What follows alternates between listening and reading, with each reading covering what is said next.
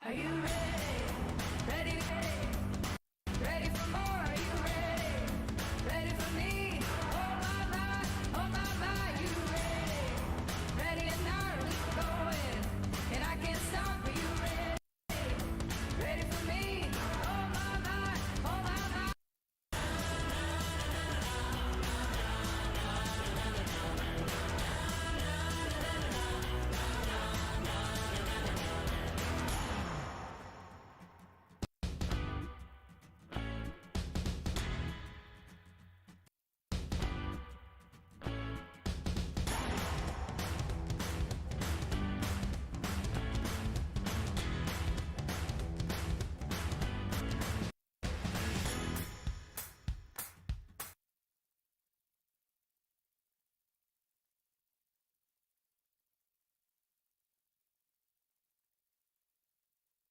Ready for me? Oh my, ready and now we're going, and I can't stop. Are you ready? Ready for me? Oh my, oh my.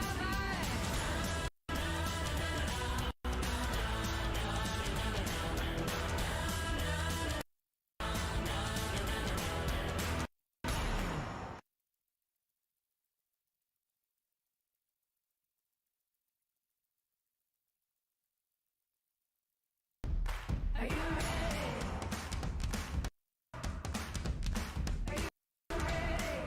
Ready for me?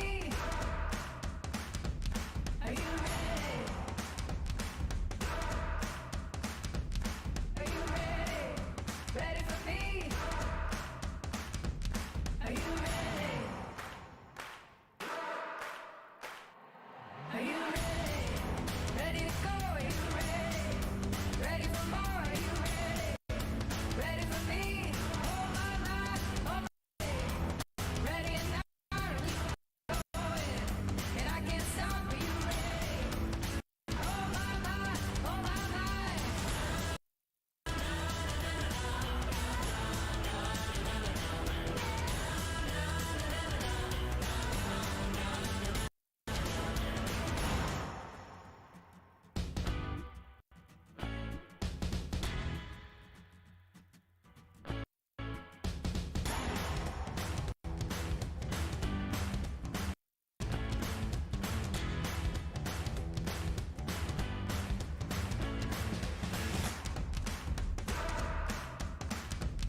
Are you ready? Ready for me? Are you ready? Hi, my name is Art Adams. I'm cinema lens specialist here at ARRI in Burbank, and we're here in the creative space where we've got a little setup to show you some of my tips and tricks around commercial lighting. I was a cinematographer for a long time, and I shot a lot of commercials and corporate projects, and I picked up a lot of interesting tips and tricks. And what I thought was really interesting in my career was the projects that I shot where I really had to improvise prepared me for what I had to do when I worked on bigger budget projects. So I'm going to show you a mix of projects. I'm going to show you a couple of kind of mid-tier commercials and one kind of larger tier commercials. And we're going to go through the tips and tricks, and you may see some overlap between some of the things that I did. But I'm going to talk basically about my thought process, how I approach these kinds of projects, and the kind of environments we're working in now, where budgets are smaller, we have to do more quickly. You know, back in the 1980s and 1990s, commercials were they cost a lot of money, and you could do 3 or 4 shots in a day, and that was fine. Now it's more like working in episodic television, which I did earlier in my career. And I think that's fun because you really have to think on your feet. You have to move quickly. At the end of the day, you may have shot 2 or 3 commercials in a day now. It used to be you might shoot 1 a day, maybe take a couple days, and now you really have to crank them out. But the expectations are the same. You still have to deliver. Fortunately, there's a lot of technology that helps. Cameras are better, especially digital cameras are probably better than film was when I was shooting commercials on film earlier in my career. And we have a lot of lighting tools that really help us out, and we're going to talk about that too. So why don't we go into the first spot? Let's roll the spot, and then afterwards I'm going to do some drawing and show you what I did. Mom said not to open it till Christmas. But it's from Oriental Trading. Just a peek. I told I guess Christmas came early. Best Christmas ever! You're out of milk.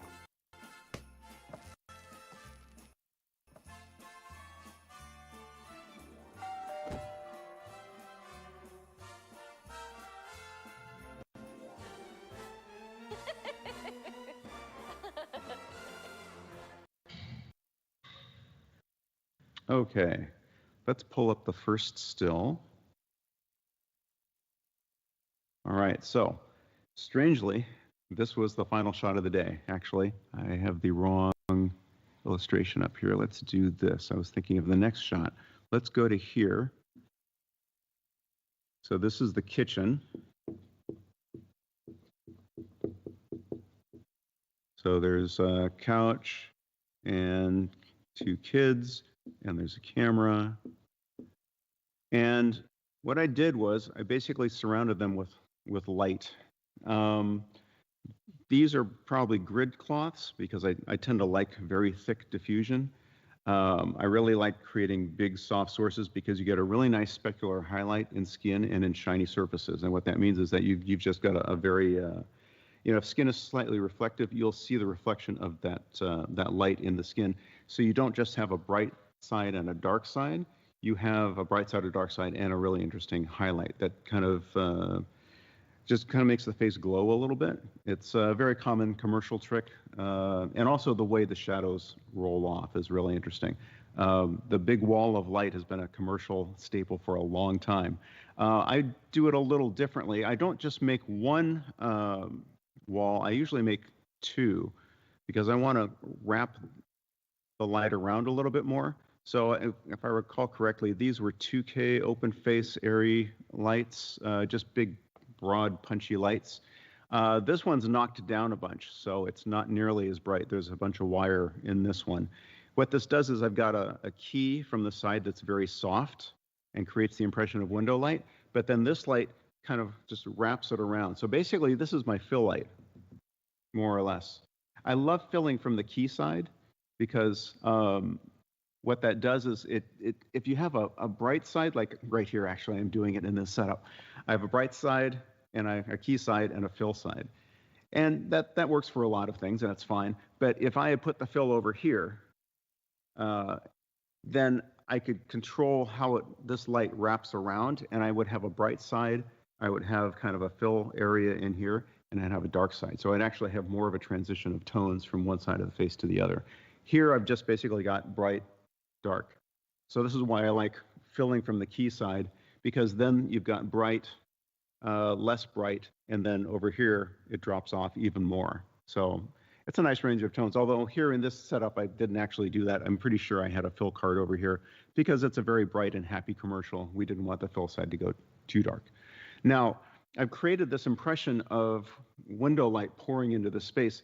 It was about 10 o'clock at night, and this is actually the last shot we did.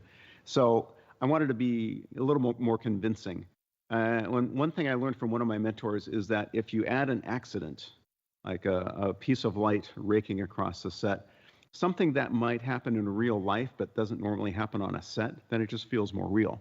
So there's a Lico right here, and it's just projecting a pattern, across the little girl's lap and her leg, almost as if there's just this stray piece of light just pouring in.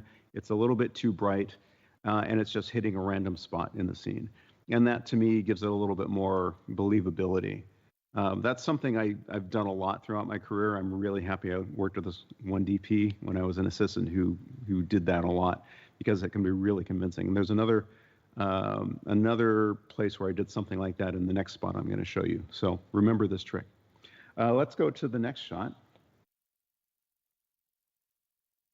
All right, so this is the setup that we lived in for most of the day.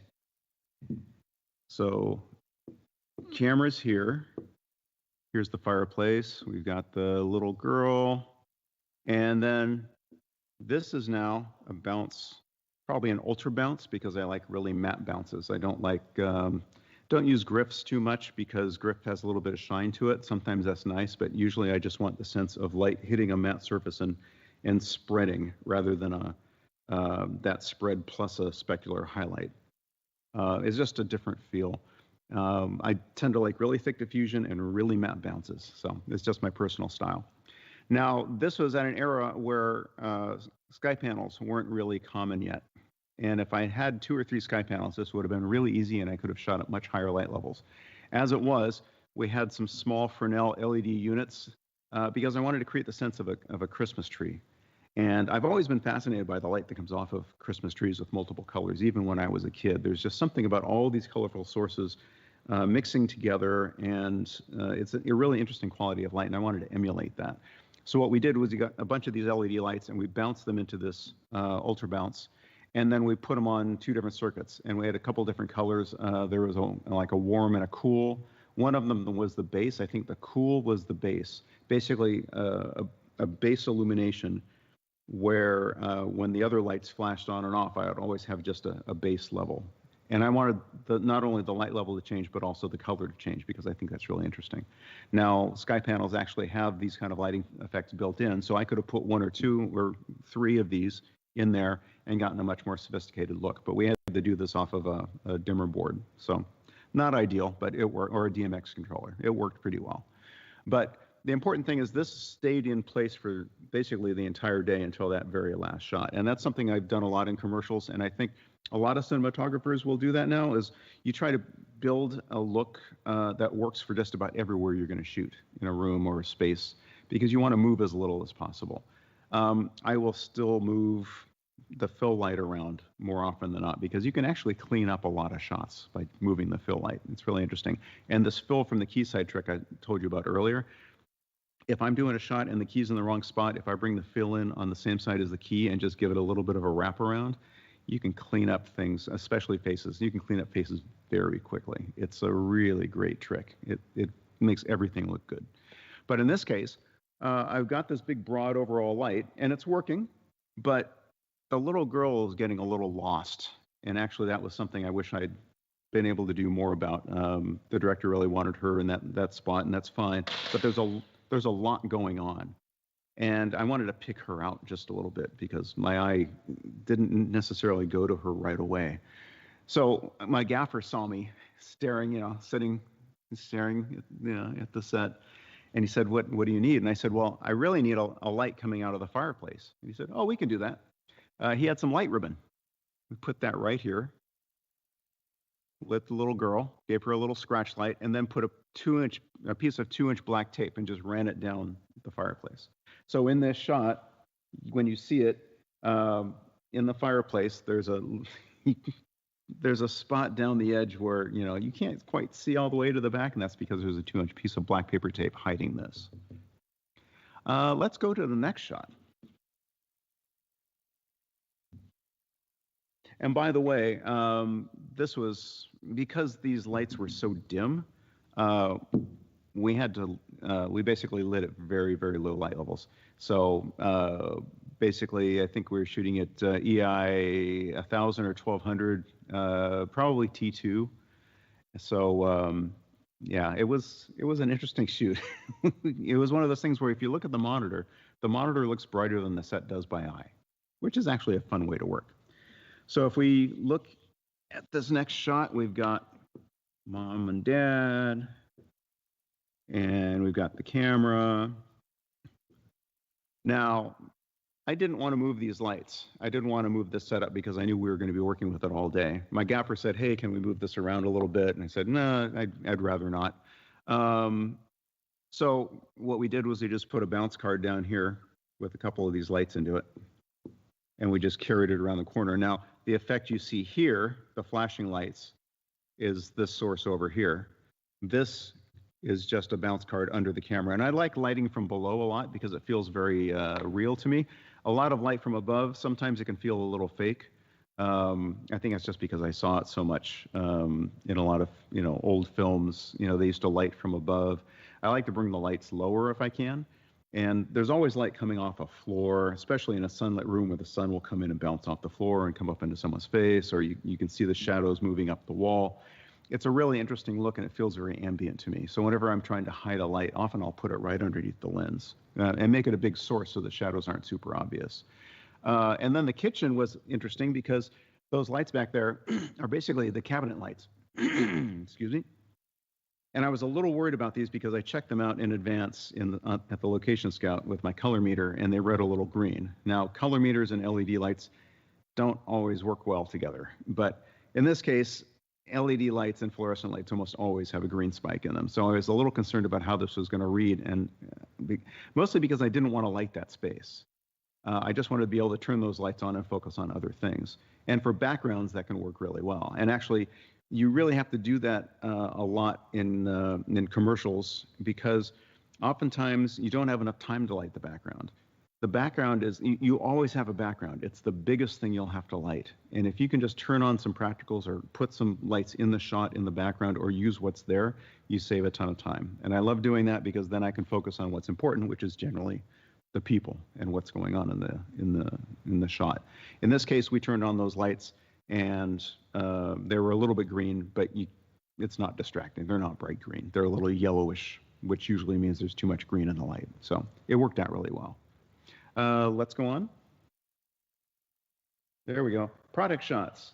So product shots really benefit from having a big source nearby, especially in this case, you can see there's a lot of shiny objects. This is basically just a frame of 4x4 frame of 129, Lee 129, which is basically plastic tracing paper. It's really thick stuff. Just out of frame. And you can see the nice highlight that you get in all the shiny surfaces. And it really makes things pop. What you have to be careful of, though, is if you're lighting small objects, you can kind of overwhelm them. For example, these little characters in the front. If you bring that source too close and too frontal, it'll just make them look really flat, and that's kind of boring. So what you want to do is, for those little characters, I probably cheated the front of the diffusion back so that if I'm the character, if the edge of the diffusion is out here, it's going to wrap around me, and it's just going to be a big flat, it's going to be boring light. But by bringing it back around here, I can start getting some modeling back in this little character's face. Another thing I've done, and I do this with food, and actually I might be able to get to an example of this later, is I'll set the frame where I want it, but then I'll also take some pieces of black card and kind of come in on the edges of the frame, like just clip them and just move in and out and find where I'm getting the wrap that I want. So, it's sometimes it's not just as simple as placing a frame of light. You have to kind of maybe shape it. A 4x4 might not be right. Maybe you want a 4x3 or 4x2, depending on what you're lighting.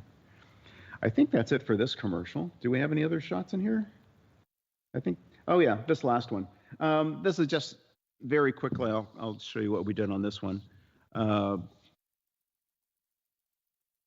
I should have left this because this stayed. So we've got all these little lights here. They're bouncing back into the scene. Camera's up here on a staircase that we didn't see in any other shots.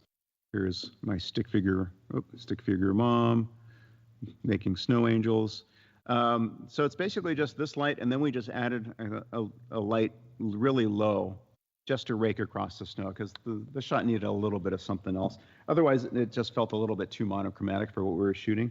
And it was just nice to have something kind of wash back. And even though it's completely unmotivated, it could be the fire, maybe. If I'd had a sky panel for this, I could have put on the fire flicker mode and just put it right there and actually got even more interactivity.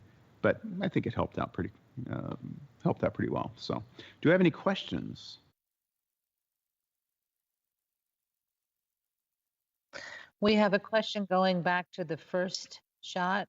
Okay. Art, and this viewer is asking, what is the contrast ratio and what was the T-stop for the key light? Good question. I wonder if I can remember that. So contrast ratios, I don't normally work that way, and there's a reason for that. The contrast ratio will tell you the ratio between, well, say these two lights, or traditionally it's key and fill, so it would be, a key and a fill. It doesn't tell you how you're exposing them. So, for example, in this case, the bright side of the kids is probably overexposed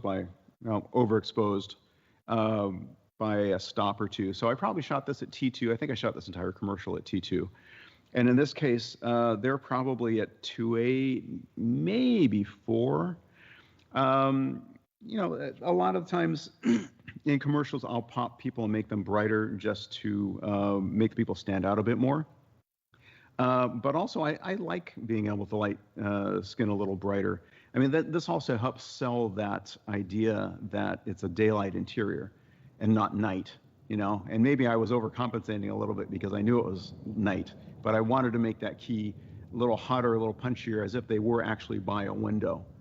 The ratio is probably not that high. I mean, but then again, the ratio doesn't tell you how I'm exposing it, because say it's 8-to-1. That doesn't tell you whether I'm exposing for the shadows, the highlights, or somewhere in between. In this case, the shadows are probably maybe a stop down, the highlights are maybe 2 stops up. That's my guess. Do we have any more? Yes, we'll have one more, but two-part question. Okay. Was the kitchen lit as well? Was this shot in the studio or on location? This was shot on location. And what's funny is I used to shoot a lot of commercials for this company, and we, in this case, we did 2 at once. But what we did was the day before we shot Halloween, and we shot inside first. And then as we moved out front for the night work with kids trick-or-treating and things like that, the art department was going in through the garage and redressing the inside for Christmas. And then when we came back the next day, we shot inside and we shot Christmas all day long. The kitchen is lit. I should have mentioned this. So this is another aspect of what I described earlier, where to me, light from below feels very ambient and very real. I didn't want to light the kitchen from above. I didn't have room to punch rays of sunlight in there, because basically what you see is basically the kitchen. There isn't much more to it. So what I did do is I set up a bounce on the floor. And you can see from the shadows have this slight upward, soft upward feel in the background. And the bottom of the frame is it's a little hotter on the bottom than it is on the top. So it has this feel of sunlight coming in, bouncing off the floor and then illuminating the space. So once again, it's one of those things where, you could light it in a traditional way and try to put rays of sunlight in there, but if you don't have that opportunity, what else can you do? Well, you can just do what light does naturally. And that's, if you're in a sunlit room, most of the room is actually lit based on the bounce off the floor. So that's just what I tried to emulate. All right, let's go on to the next spot.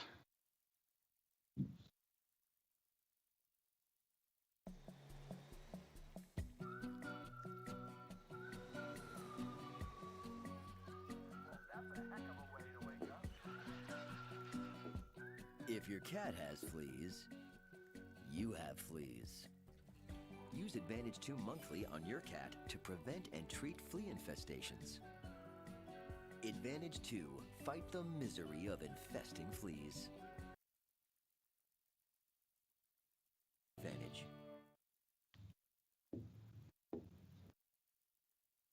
All right, I've tried to draw a cat. It's a terrible cat. I apologize. But actually, the flea was sitting on his own chair. We'll just do a little table for the cat. This is why I'm a cinematographer. I'm a terrible artist. All right, so this was an interesting spot. Not very many shots, but each one of them took a lot of time. And the reason for that is because we had a cat. And cats do things very, very, very quickly. And that's why basically everything with a cat in it gets shot at 48 frames per second. So even though there's not many shots in this commercial, we actually had a fairly sizable crew because we had a lot to do and we had to do it very quickly because then we had to spend most of our shooting time trying to get the cat to do what the cat's going to do. And actually, we had 2 or 3 cats with different personalities, and they would come out at different times. But each shot is its own little. Nearly every shot is multiple passes. So the flea is actually a guy in a fat suit playing the flea. The cat is an actual cat, but they were never on the set at the same time.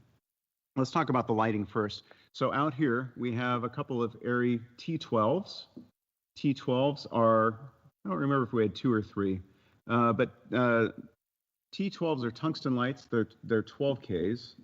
And what's really nice about them is that they have a lot of spread. Traditional 10Ks tend not to, give you a very wide pattern. These do, and we really needed that because the set wall was kind of right there. And I needed to cover a bunch of windows and get this light kind of streaming into the room. So we specifically chose those units because they had that capability. Inside the room, actually just outside the room, there's in this case, we had a sky panel, and the sky panel is at, I believe it was at something like 4,300, just to make it a little cooler because what I wanted to do is I wanted to make the fill a little bit different. I wanted to make it a different color. And the idea is that you've got sunlight streaming in through the window, but maybe there's a window over here and it's just seeing skylight. And that happens in rooms. You can have sunlight pouring in one side and then skylight coming in the other side. And if you look at the shadows, the light bouncing off the floor in one part of the room make it very warm, but then at the other end, you've got skylight coming through curtains or just filling the space, and you can actually have a range of warm and cool within the same room. So what I did was I just tried to create a skylit window here, and that's part of trying to make spaces feel a little bit more real by doing things that are real or maybe not perfect. Because on a stage, you wouldn't necessarily think to do this, but then you might create something that looks good, but it's missing that little something that makes it feel real. Because this is all a set. We actually had a bunch of sets lined up in a row that we just worked our way down over the course of the day. The way we shot this, let's see, did I do anything else in there? Yeah, that's, oh yes, I did. So there's a China ball hidden behind the chair. A lot of the times, if you want to pop a piece of furniture out from a wall, you can actually put something behind it. Sometimes I'll take a light and just bounce it in the back of whatever the object is. And if it's if there was a red chair there and I wanted to create a sense of space in the room, I might bounce light off the red chair, create a little red glow in the corner just from the light bouncing off the chair. And then it kind of looks a little different, a little bit more interesting. In this case, that was a little bit too much for what we were trying to do, and the chair wasn't a crazy color. So I just put a China ball back there, and you can see that little glow behind the chair in the background, and it helps pop the chair and the flea out a little bit. I could have done this with a backlight, but backlights are kind of out of style now. If you're outdoors, shooting into the sun always looks better. Backlight always looks better in situations where backlights make sense. But if you're trying to force a backlight into a situation, just to get that separation, kind of like what I've done here, because I'm against a dark background. A lot of directors will say that doesn't look real to me, and that's kind of the trend now. There's a lot of people who just aren't into backlights, and it is more natural to not use a backlight. In the black and white days, you really needed that because dark hair against a dark background. By eye, the colors may be different, but to the film, everything blended together, and you really need to get that separation. So. Actually, why don't we zoom out on this other camera, and I'll show you my setup here. What I've done is I've got a soft key here. I didn't have any 129, so I just stacked 2 4x polyester silks, and I can't see the source through that. This is just a big glowing wall of light, and that's what I like. It's not always appropriate. Sometimes you do want to see the source through there and get a little bit of hard light, but in this case, I wanted to give myself as much help as I could. There's a bounce over here. It's a 4x8. It's just leaning against the C-stand. This is just something to get into my face. I use a 4x8 vertically because, once again, If you put it up high, then you get a second chin shadow, and I don't like having a key shadow and a fill shadow. I like hiding the fill as much as possible. And that's why it's such a big source, and it's also a tall source, so it's kind of getting under my chin, giving me a little bit more help that way. I try to keep it as close to the lens as possible. A lot of people will put the fill over here because it's the most efficient way to catch light from the key, but then that leaves a dark spot because it doesn't get into this eye. So I always try to keep the fill as close to the camera as possible.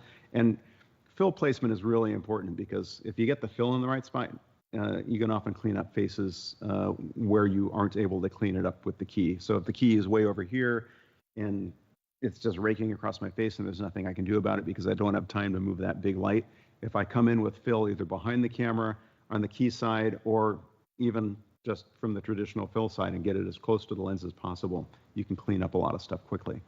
I was blending a little bit too much into this dark background, so I just added a little bit of white card with a light into it just to give me a little something.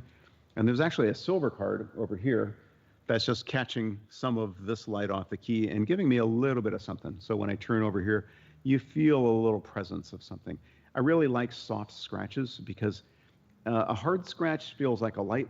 A soft source, either a white card or just a silver card, it kind of tells you, hey, there's something there, and I'm just catching ambient light from it. So not only is it, I think, a more refined look, but it kind of gives you a sense of what the space is like that the person is standing in.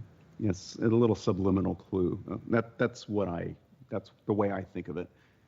Everyone sees things differently, but I just like reflecting things in people's skin. It just feels more real to me. Now, speaking of this white card up here, one of the reasons I put it up there is because if you're shooting in a set and there's no top on it, it doesn't feel right because all the upward surfaces feel too dark because hair has, for example, shine to it. And if the top of my head is just black, something feels wrong. And this will happen with set pieces and all sorts of other things. There's always a ceiling in a real room, and it's always pushing a little bit of ambient light down. And in this setup, we actually had overhead, it was a 12 by 12 ultra bounce. Once again, my favorite ultra bounce, just sitting there as a ceiling. And if we hadn't had that in there, it would have felt wrong. Now, let me talk really quickly about how we shot this, because what we had to do was shoot at 24 frames per second and get the flea's performance. Then we pulled the flea out and then shot a clean background plate for the digital flea to be put in later. Then we took the flea out. The trainer for the cat came in and we put the cat in. We shot all this other stuff without the cat, brought in the cat, and just brought in the trainer because the cat's attention is all over the place. So you want them to look at one person. So you basically clear the set of everything that doesn't need to be there. Bring in the trainer. Trainer has a treats on a stick and then tries to get the cat to do what it's going to do. And by the way, we had to shoot at 48 frames per second for that because once again, when the cat does something, it's only going to do it once and it's going to do it really quickly. And 48 on a cat actually looks perfect. So that's how it all got kind of stitched together. It was at least 3 different shots at 2 different frame rates. All right, let's go on to the next shot.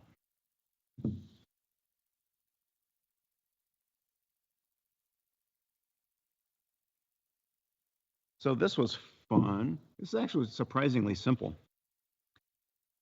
So we've got a couch, we've got a flea. I'll put some legs on it. I don't know. I guess that's a flea. And then we got mom and the cat. So what we did was we just took some 4x4 diffusion frames, probably 129, because once again, I'm a creature of habit and I love thick diffusion.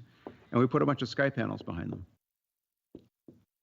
And these are on the floor. So they're low because I wanted the light to be coming from below because, TVs aren't typically, a lot of people mount TVs over fireplaces these days. Personally, I hate that because you're looking up over a hot fire.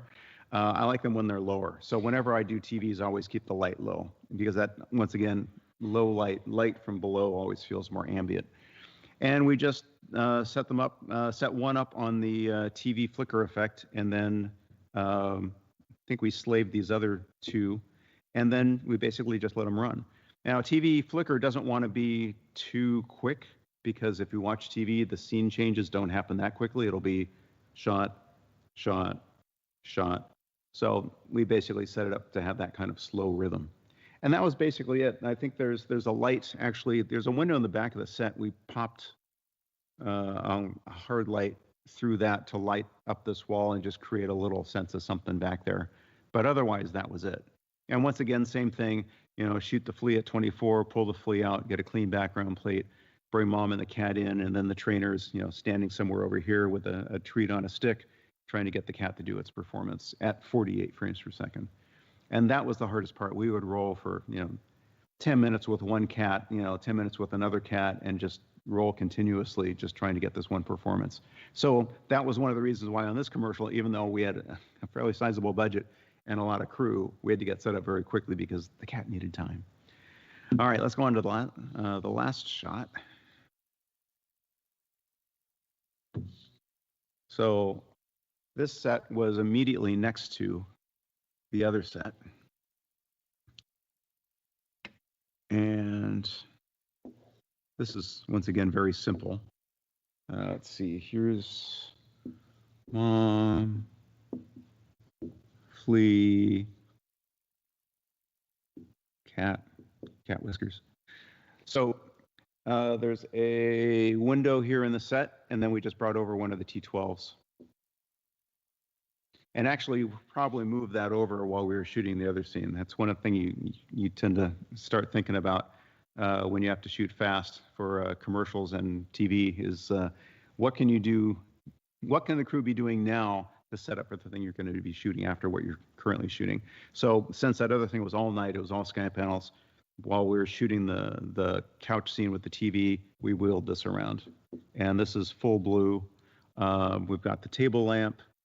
And then we got camera. Very simple setup. The T12 was lighting the cat and basically everything in the room because we had enough spread out of the light. This light was actually a little problematic because we discovered that I think we were shooting at 48 with a 180-degree shutter, and this light flickered. We had to go to 144-degree shutter. Because at 48, that gives us 1/20th of a second exposure time, and that allowed us to sync up with the lamp in order to eliminate flicker. And I didn't see it on set initially. The DIT actually came over to me at the end of the first take and said, "Hey, you might want to look at this on my monitor." Flicker is really insidious, and you can see it on some monitors and not others, and it all depends on the monitor and the refresh rate of the monitor. So. I always try to shoot at 144 shutter at 24 frames per second. It saves me a lot of, I get more sleep that way because there's a lot of sources in the world now that flicker. LEDs, fluorescence with failing ballasts, and you can't always see them on the on-set monitor, but for some reason they always see this in post. All right, do we have any questions about this spot? We have a lot of great questions. Thank you, viewers. Let's try and get to a few. Art, does lens selection affect lighting decisions or vice versa? Oh boy. Oh, it all interacts. This spot we actually shot on a zoom, and that helped us with the cat, but it didn't help with the visual effects because whenever you're putting a digital element into a live background plate, you have to copy the lens distortions for the digital creature. So while we were lighting that first set, my assistant was off in a corner with a 4x8 foot distortion chart, which just looks like a checkerboard pattern. And he was going through every mark, every zoom focal length mark on the lens, framing the chart, which we'd evenly lit, and rolling off a few frames. And it took a couple hours, but we were spending a lot of time on that first set, so that was okay. And then post takes that and they look at the distortions for each marked focal length on the lens, and they recreate that. So when they put the flea in, the flea looks like it belonged there in the first place. So yeah, everything interacts. And I didn't want to shoot with a prime just because I wanted to be able to respond to what the cat was going to be doing. But it did cause some headaches, including having to boost the light levels up because zooms don't open up as wide as primes do. So, all right, next question. Next question. In what situations does backlight work, or is it preferred? You know, I say that it's out of style, but it actually works really well just about everywhere. It just depends on whether it looks real or not, because in this situation, maybe this doesn't look completely real. You know, I've got this little hair light thing. I tried to dial it down just so it felt like it was ambience off a ceiling, but at the same time, I wanted to pop myself out of the background. So this could probably be half as bright. You know, we could probably do something in there and actually get some separation. On the web, where everything's compressed, you might want to go for more because there's a lot that gets lost, and that's another consideration. But, you know, daylight, everything looks better in backlight. It's really hard to shoot front light because the sun has to be really low to the horizon in order to get into people's eyes. So if you can always cheat for backlight, and often I would do things where if two people having conversation in daylight and the sun's over here, I'd frame, you know, the first person and the camera would be over here. And then I bring the second person in, put them in the same spot, camera would be over here, and you know, the look would be, they'd appear to be looking at each other. And if the background's soft enough, no one will ever know. That's an old trick that's been around forever. You know, if it's motivated by a window or something like that. You know, what's really nice about the ARRI cameras, and this was something that we were missing up until the original Alexa came out.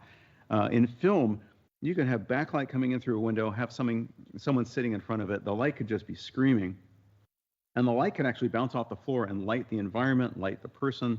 You'd have a really hot backlight on the person, but it would look nice. And you could light an entire space or an entire shot just with one big light. In video, you couldn't do that because the dynamic range and the highlights wasn't there. And that was what the original Alexa gave me.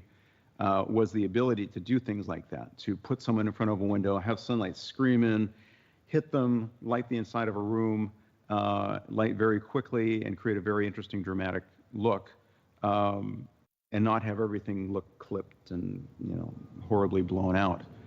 Trying to think of other situations. You know, they come up. I guess the situations I ran into for a long time were the ones where if someone's just in a room and there isn't an obvious backlight, if I put one in, it would just feel fake. And directors started calling me out on that because, you know, for a while I was saying, oh, I'm just used to backlighting things. And a lot of these directors are in advertising tend to be very visually sophisticated, and they would kind of go, yeah, that doesn't feel right. So I just stopped. Any other questions? One more question. Okay. Oh, more questions. Okay. Oh, Apart from the blue light in the background, Oh. there is also a warmer light on the mattress in the foreground. Was that a third light? No, I don't believe so. Actually, could we bring that image up and let me take a look? There we go. Let's see. I don't think there was. Oh, you know, actually, there is probably something coming back on the cat. So if the cat's here and the T12's here, it kind of looks like I probably put a little something in here to bring out the other side of the cat, because once it's a dark cat in a night interior. So what I'm guessing what I did is, now that I'm looking at it, is that I had a little something coming back, a little return to make this little pool of light and just bring out this side of the cat. So yes, good eye. Thank you. This was a while ago, so I don't remember exactly what I did. It's funny. I would always, when I go onto a job with my regular gaffer and we'd be location scouting, I'd say, oh yeah, I think let's do this thing that we did. You remember last month we did something like this? And he'd say, no, I have no idea. Because those crews work with lots of different DPs. I might do, you know, a job every week or two, as, you know, shooting commercials, and they would do 2 or 3 in a week. So they don't remember anything. You have to be really specific. You can't say, remember what we did back then? Let's do that again. They've done 6 shoots between now and then. So, okay, that's it for questions on this one. Why don't we go to? Oh, okay. Let's take another question.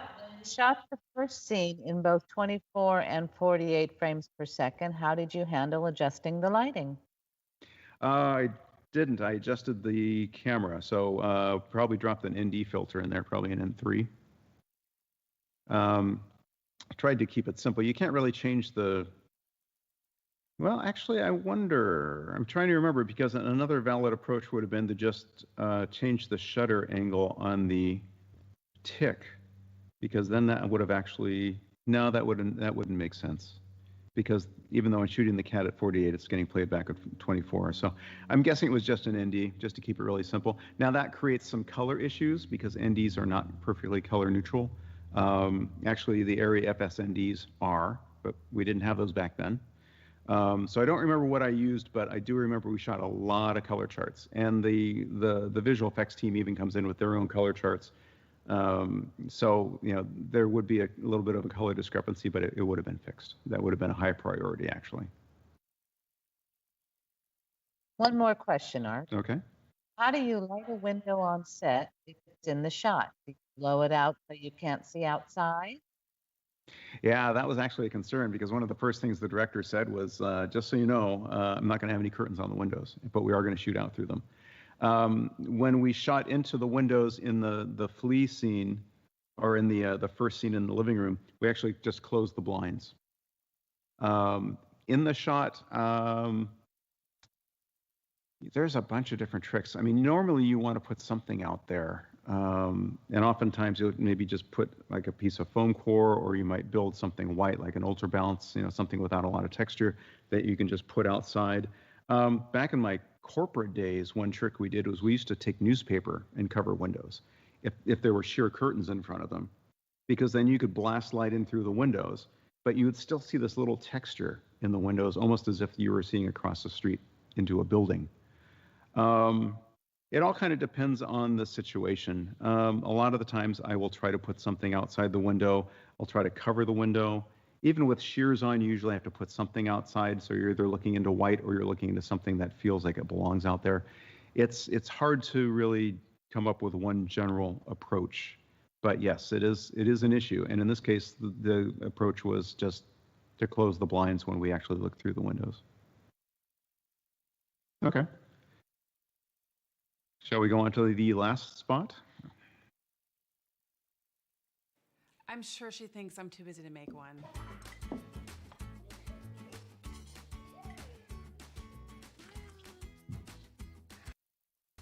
My creative secret weapon is Snapfish. They make it fun and easy to make a unique photo book.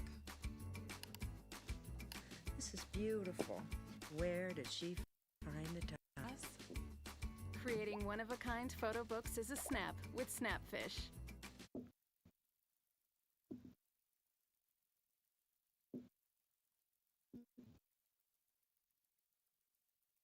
Okay, so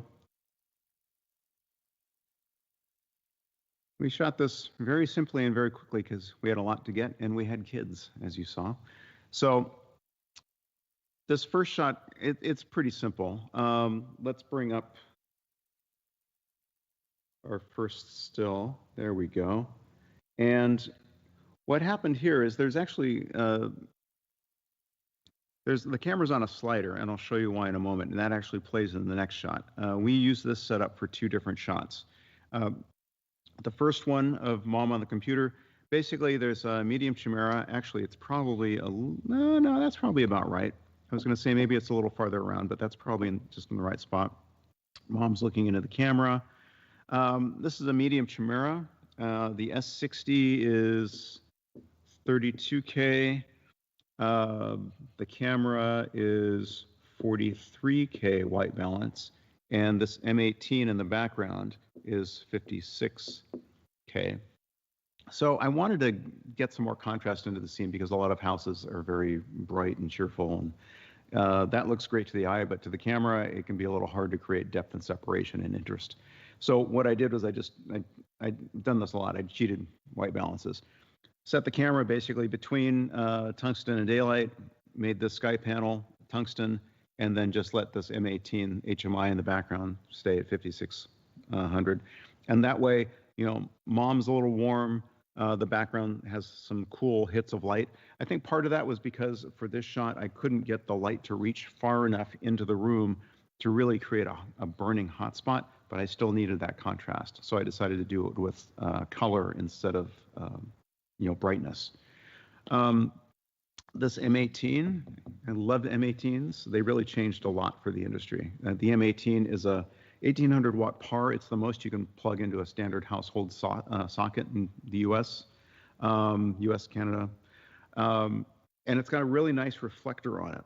A lot of PARs, you have to, they don't have flood and spot. PARs are typically just brute force lights, and there's a lens that looks kind of like, it creates a kind of a wide oval beam, kind of like a car headlight. And if you want to change the spread, you have to swap lenses in and out. What's nice about the M18 is you can flood and spot, and the reflector is really nice. The spread is really even. And that's really important if you want to create daylight effects. PARs, traditional PARs with the interchangeable lenses are great for bounce sources, but the M18 I used a lot for daylight because even though it give you super crisp, sharp shadows, it gives you shadows with a little bit of a soft edge to them, which I like. You know, it's as if the sun is coming through haze or some light clouds or something like that. I use these tons. They replaced quite a lot. I mean, it used to be that at one point, if you're shooting a night exterior, you might put a 12K on a Condor scissor lift, you know, or on the next block over to light the front of the house. You know, the commercials that I was shooting towards the end of my freelance career, I was basically just taking an M18 and putting them on a high stand at the end of the driveway. That's how useful this light is. I carried these all the time. So that's kind of the combination here. What I was doing. Oh, I should talk about the medium chimera. I don't have a lot of use for small chimeras for key lights because I feel like I still get a lot of hard shadows off them. And the harder the shadow is when you light a face, the more precisely that shadow has to be placed. So if someone has a big nose, you have to move the light around in front to kind of make that shadow smaller. If they have deep eyes, you kind of have to get the light lower. Sometimes moving the light to where you get into the eyes does something weird to the nose. The softer the light is, the better it works on everyone.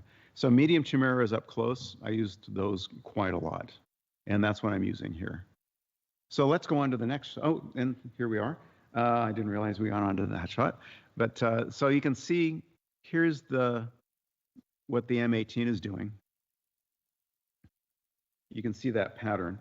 And you can see the shadows are kind of diverging, but, you know, it doesn't feel exactly like sunlight, but it's close enough. It's commercial real, as we used to call it. And this is basically just the same setup. There was the shot where Mom was looking right into the camera, and then there's this shot, and the only difference is we cheated this around over here to, you know, give Mom a little bit better modeling. Now that she was turned directly into the light, it was better to have the light over here instead. And then we just, oh, I should also talk about, you know, walls and houses tend to be white. And white tends to bounce a lot of light around. And ambient light is not always that flattering on faces. So what I always did was I would set up probably a bunch of floppies, you know, black duvetine, you know, solids or something to get in the way of that white and basically make this a black surface instead of a white surface to take as much light away as possible. And then I just bring in a little bounce card. So the light came in from where I wanted it to. Otherwise, you know, you're going to have light coming off, you know, the wall from back here, from here, and that can do weird things to a face. And what happens most often is you get a lot of fill on the side of the face, but it never gets into this eye. So if I knock all that out and then I bring a little fill in from the front, either from here or you could even do it from over here. In this case, since the light was so close and frontal, I'm pretty sure I just brought in a little bounce card from over here. But at least I can get into that eye, and I'm not creating this situation where you've got the bright side of the face, the dark side of the face, and then a really dark part of the face that nothing gets into. I really hate that look. All right, let's go on to the next shot.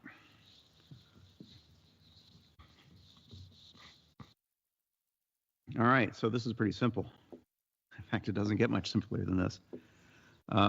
There was enough light coming through the window and from actually this is where Mom was at the kitchen table.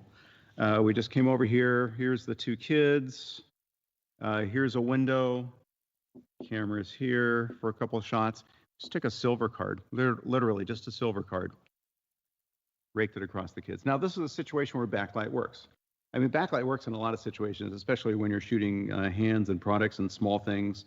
If you can motivate it, just having this silver card coming through the window and just popping them out and using the ambience in the room as fill it was just a very fast, quick setup. And you really want to prioritize your shots. For example, all the stuff with Mom, that was really important. So we spent a little bit of time on that. But this is just a quick shot, a couple quick shots. The faster you can do this, the better. So by using ambient fill, adding one light to just kick up their hands and bring out some definition, done, move on. All right, speaking of moving on, let's go to the next one. All right, so now Mom was right here taking this picture. So what we did was the medium chimera is now here. It was over here lighting Mom. We just spun it around on her. Now I needed a way to wrap the light around in front of her. I don't always do that from the same height as the key that's lighting her. What I actually did was took another light and then bounced it into something down here. Let's see. I don't remember if that was warm or not. I think it was warm. One trick I used to do a lot was I would put an apple box underneath someone and I would smack a light into it. And that gives you the sense that sunlight is hitting a hardwood floor and bouncing up on a person.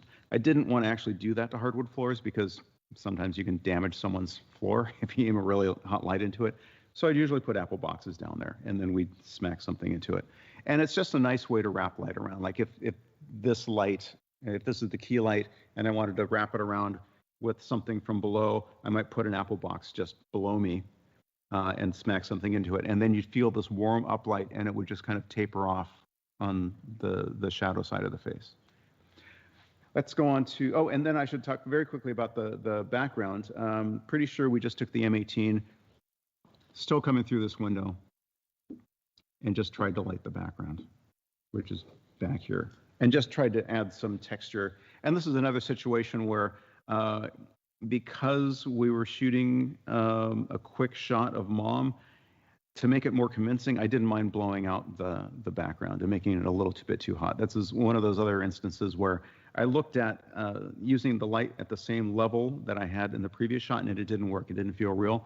So we spotted it in, cranked it up, made it a little too hot, and it's sold better as sunlight in this situation. Okay, let's go on to the next shot.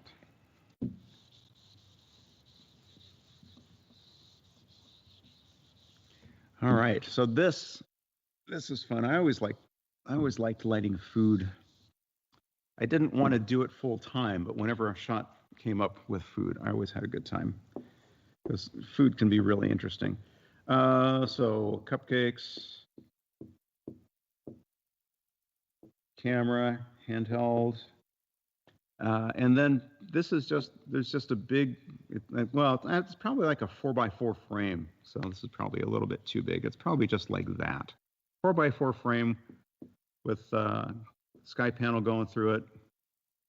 And what's nice about this is, so the table itself, or what the cupcakes are sitting on, it's got a shiny surface. So shiny surfaces really look great if you reflect a light source in them, because they take on that kind of strange translucent feel. I mean, you can kind of feel the presence of this light source around the cupcakes. At the same time, food generally likes to be backlit, because you then light the top of it and then the shadow falls off towards the front. So instead of a traditional situation like this where we might create the illusion of shape by using a source on one side and then shadow on the other side, with a lot of food and a lot of products, when you're shooting down at it, you tend to come from the top and then let the shadow fall forward towards the camera.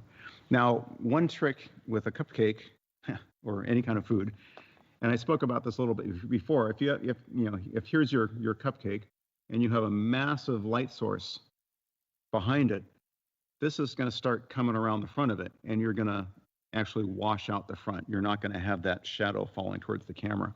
So often what I'll do is I'll start out with a big source like that, and then I'll take a card and then block out some of it. So now this is the effective source lighting the cupcake. So now it'll light, it'll wrap around the top, but it's not going to get around the front of it. So I learned that from a DP I worked with who shot food every once in a while as part of a commercial, and I really milked it. Because a lot of times in commercials, it's funny, you'll shoot a lot of directors are so keyed into the people, they'll shoot the people first, and at the end of the day, they'll say, oh, let's do a quick product shot.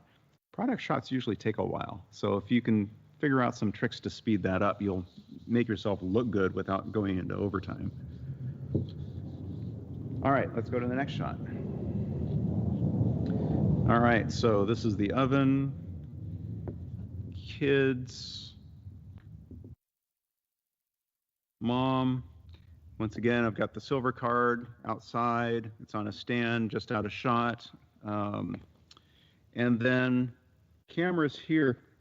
There's really not a lot going in here other than there's a sky panel on the floor, and it's below and behind mom. So if I'm mom, we're actually facing the wrong direction, but the mic's there, so I don't want to face that way. If I'm facing this way, the sky panel would be down on the floor behind me, so that the light is coming up and just striking the underside of my chin, the underside of my nose, just bringing out some details on my face. And that just prevents her from being too flat, because otherwise this is just ambient light. I'm just using the light that's spilling around the room to light this. And if you can do that, if you can use what's there, especially if you're doing a quick shot and you don't have to worry about keeping something consistent over time, this can bail you out of a lot of situations, because then you're just adding the accents. You know, once again, you know, you're in this case, we were working in this big space where the living room's over here, the kitchen's here. We actually made this space very small very quickly, and we had to shoot really fast. So knowing that I had to light this area, but that I could just add accents over here, really sped me up considerably. So, you know, at one point I was toying with the idea of putting something in the oven, like it was an oven light coming out, and that just felt too fake. But and the light on mom is really nice. It's really feels very ambient and natural, but she needed just a little bit of something. So putting a light on the floor and, you know, bringing that up a little bit really helped. All right, I think that was the last shot. So do we have any questions on this spot? Okay, Art, you want to talk about that spot? Let's see what we have here. Is this a set with a board behind the window? No, actually, I should talk about that. This was an actual house, and it was funny because I think one of the producers knew the people who own this house, because I ended up shooting a lot of spots in this house. I got to know this house really well, but no, and that's something you know, this is where the Alexa really came into. You know, I mean, it saved me a lot of time. In the video days before the Alexa came out, we would have had to gel that window. And gelling windows doesn't always look that great, because the gel has a color to it. ND gel has a color to it. It's supposed to be neutral. It isn't always. So you get a little bit of color shift. You kind of have to get the right ND for the kind of day you're having. So if you're overcast, you use one strength. If it's sunny out, you use another strength. If the light outside changes at some point, you're in trouble. It takes time to put that stuff up and make it look really good. In this case, I didn't have to do anything. Now, I was helped a little bit by the fact that the sun outside the window is it's probably not it's either backlit or there's a little haze or something like that. But I did nothing to that window. So to be able to shoot out a window just with ambient light in a room and then add a little bit of an edge to someone's face, that's that's something I could have done in film. And until the Alexa Classic came out, and I believe this was shot on the Alexa Classic in ProRes, I couldn't have done that with any other video camera. It would have taken a lot more time, and I don't think I would have gotten a look that is this nice and subtle. I really like subtlety. All right. Next question. So to get an ambient light of the room, you need a big source of a light like the M18. How do you solve that kind of problem if you don't have a big light like those? Yeah, that's an interesting question. Creating fill light can actually be a real challenge. Sometimes you can cheat it if you have smaller lights. One thing I used to do is I would put a big source behind the camera and move that around. And light from directly behind the camera, not only is it very flattering to people, even as fill light, but it doesn't cast a shadow. So if you really want to hide your fill light, if you can find a way to have it follow you around as the camera moves, then that can be really helpful. The problem is that can also subtly change the shape of the room. The shots might feel a little different because maybe in this one shot where the camera's here, the ambient light will reach into a corner and then you move the camera over here and bring the source around, and now that corner is dark. So you really want to keep the ambience as consistent as possible. Windows are a great way to motivate this. That's why in this kitchen shot, it was really nice to just be able to use the light coming in through the window and the light coming in from the next room. And there's no M18 playing in the kitchen. I didn't need to use it. I used it for those other shots because I wanted to create that sunlit feel, but for the ambience, there's nothing else going on other than those windows are open, and I'm shooting out the window, and I'm just doing a little kick off the floor to accentuate them all. So it's a tough question, but it is something you really have to study, because I think to create convincing fill and convincing ambience, you really have to become familiar with where the sources are in a room. And that's just something I used to do, is if I saw something, I saw an environment where I really liked the quality of light where someone was sitting, or just in a corner or something like that, because as a DP you tend to scan environments and try to figure out what's going on. You just go over and you put your head there and you look around and you see what's lighting the environment. You can say, oh, so I'm being struck by the light from that table, which is being created by the sunlight coming in the room. And oftentimes you find that the things that are lighting spaces are not the things that you would expect. Because if I'm standing back and looking at a scene, I can't always tell what's going on. But if I stand in the scene and look around, and this is something I used to do on set a lot too, because sometimes you put up a light. For example, I've got a light lighting this white car behind me. If I didn't put some black wrap on the side of it in order to block that light, I would get some ambient light coming off of this light, because the light reflects off the barn doors and things like that. So what I always would do is I would go stand where the actors were, and I would look around and see if there were any lights striking me that I didn't expect.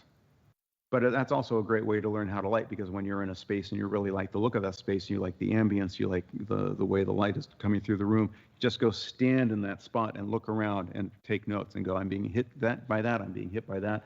Oh, and I'm getting something off the floor too. You can just kind of, maybe, move your hand around, see what happens. I would also do a lot of things, like I would hold my hand up and I'd move my other hand in front of it and see if there are any shadows I wasn't expecting. And also, see if the shadow changed color, because maybe I'm getting fill off of a blue wall here and there's sunlight coming in a window here and they're different colors, and I want to kind of see how they interact. So, sorry, no easy answer, but hopefully I just gave you some tricks to help you go out and figure it out on your own. Another great question, Art. Do you light different for international markets? Have you encountered cultural preferences lighting-wise and adjust your lighting accordingly? Wow. So when I was a kid, I could watch a movie on TV, and within about a minute, I could tell what country it was shot in. And that was a combination of lighting and composition, mostly composition. At a young age, I was watching composition. Lighting took a little bit longer, but I could tell back then. It's much more difficult now. I feel like now I see more of individual DP's styles rather than cultural preferences. I do feel like there's a Nordic look, like Northern Europe look, where there's a lot of soft sources interacting in a space. But otherwise, it's hard to say. But no, I personally don't light differently for different markets. That's not really something that has actually occurred to me. And no one's ever really asked me for that either. It's an interesting question, but it is an interesting thing to think about, because I'd actually be curious if other people see this, because I saw this difference in styles. I knew there was a very distinct English style, Irish style, Italian style, French style, and Australian style. And I could see that, say, back in the 1970s, 1980s, when I was, growing up, I could spot those styles. Now it's much more difficult for me. I feel like I can spot an individual DP's work before I can see a kind of a national flavor. Okay, one last question I think we have time for here. Can you tell us something about the white balance? Ah, sure. I cheat white balance a fair bit. White balance is interesting because there's a couple of controls on the camera. There's typically, I think on our cameras, it's CCT and CC. CCT is correlated color temperature. Basically, that's the overall color temperature. And this tends to be, it's warm and cool. This is green and magenta.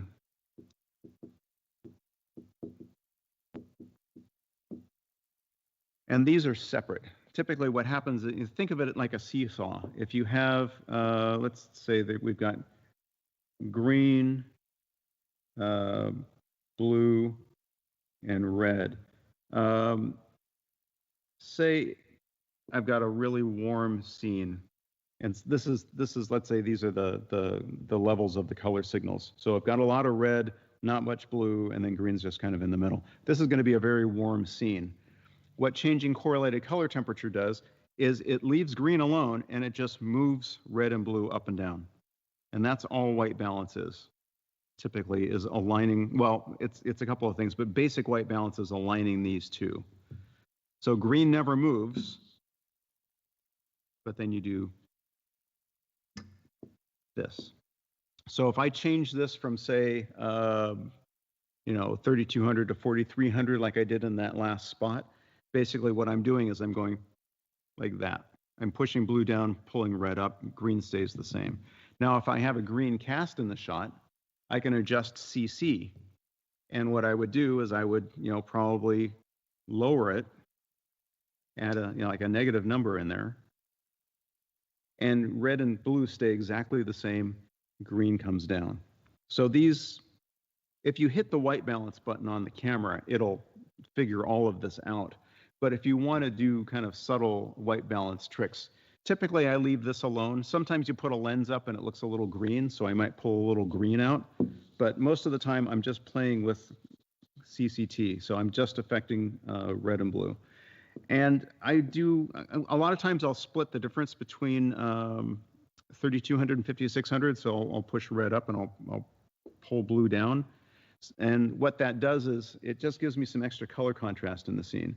Because once again, if you really look at light in a room, if you have multiple light sources, and especially if you're in like a daylit interior, or even at night, the sources are all slightly different colors. And there's actually a DP I remember talking about this, where he said whenever he lit a space, especially day interiors, he always made sure the lights were slightly different. Like one would be a little warmer, one would be a little cooler, because you can kind of feel that. And especially in white rooms, I used to do that a lot, because if you're trying to light a white room and make it interesting, it can be really difficult, because you usually want the people to be the brightest things in the frame and you want them to stand out against a darker wall. But in a white room, everything just kind of goes blah. So if you can create some subtle sources that are different colors, especially if someone's casting shadows on a white wall. I used to do this in conference rooms for corporate work all the time, where I'd line up a bunch of bounce cards and then I put them at different heights. I'd make basically a big source on one side of the room with like a 4x4 bounce card up here, another one down here, another one up here, another one down here, and then I'd make them all slightly different colors. Like one would be 3200, one might be 43, one might be 56, one might be 27, and then all those colors mix together. And then when someone walks by a white wall, you have these different shadows of different colors and different heights. And if you actually look at a room in the daytime, lit by ambient light coming through a window, that's what happens. You've got light coming off of buildings, bouncing off buildings across the street. The buildings are different colors, they're different shapes, they're in different positions. So that can be a fast way of lighting a really blah environment and creating some contrast. But most of the time when I did play with white balance, it was to add some color contrast in a place where I couldn't add actual contrast. I couldn't control the brightness of a wall or how dark the shadows were, so I just started playing with different colors. So that's about it for me. We do a lot of great tech talks, so please, keep an eye, especially on our website. If you want to check out the ARRI Academy, we do a lot of instructional talks there. We're really dedicated to teaching you how to use our tools. So check out our website. And at some point, we'll start doing live events right now. But right now, we have a big catalog of video events that you can work your way through. And if you ever have questions, please get in touch. I'm the cinema lens guy, so you can contact me about lens questions, but I'm also happy to answer your lighting questions. I'm at lenses@ARRI.com. And once again, my name is Art Adams. I'm the cinema lens specialist in Burbank, and thank you for watching this ARRI Tech Talk.